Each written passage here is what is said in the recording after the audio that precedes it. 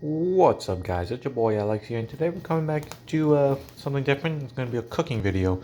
But yeah, today I'm going to show you how to cook cereal. So first step is to pour the cereal, which is difficult to do with one hand.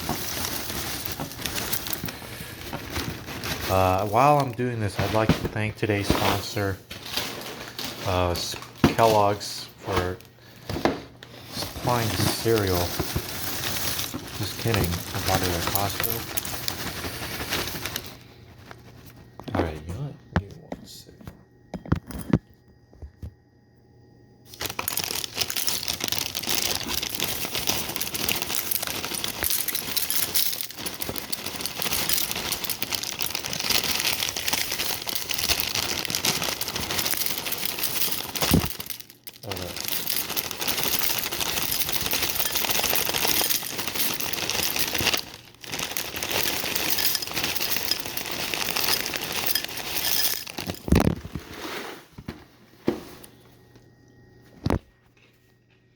Alright, the next step was to grab the milk.